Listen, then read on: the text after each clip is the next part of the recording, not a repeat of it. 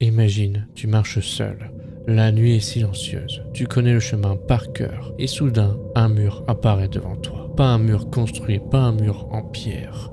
Un mur sorti de nulle part. Immense, froid, vivant. Tu essayes de le contourner, il s'étire. Tu changes de direction, il te suit. Et là, tu comprends une chose. Quelque chose t'empêche d'avancer. Ce n'est pas un obstacle, c'est un yokai. Aujourd'hui, on parle du Nurikabe, le mur invisible du folklore japonais.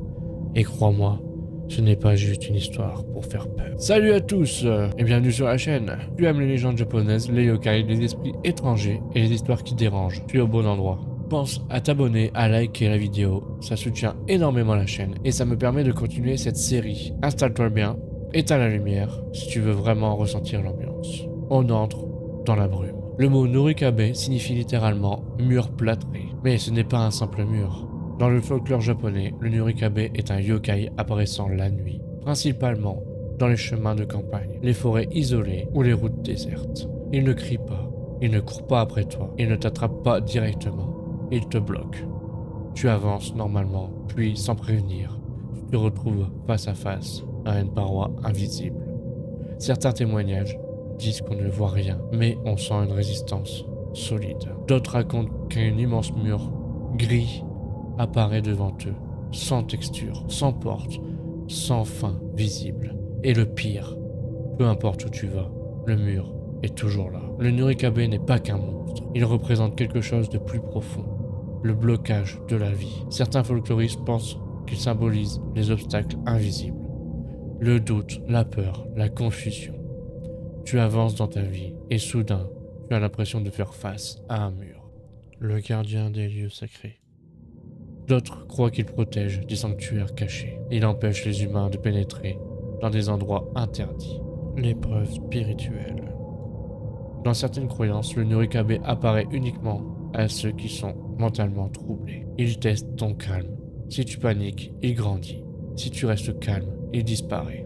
Et ça, c'est fascinant. On raconte l'histoire d'un voyageur de l'époque Edo.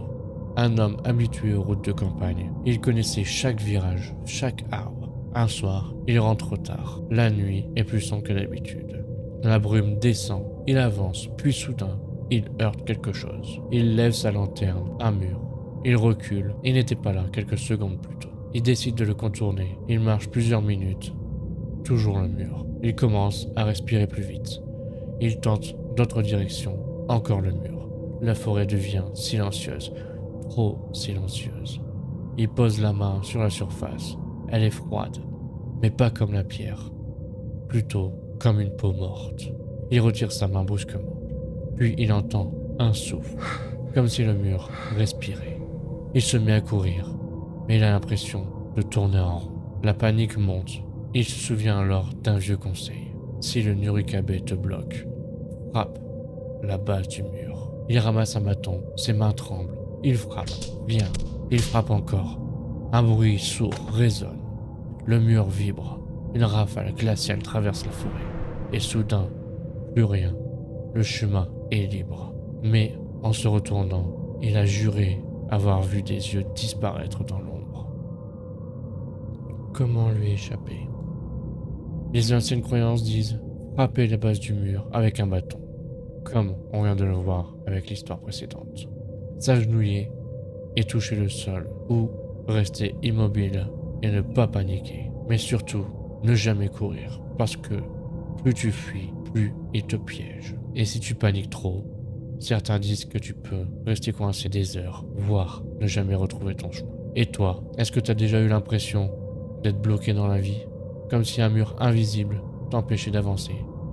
Dis-le moi en commentaire. Le Nurikabe est peut-être l'un des yokai les plus simples, mais aussi l'un des plus symboliques.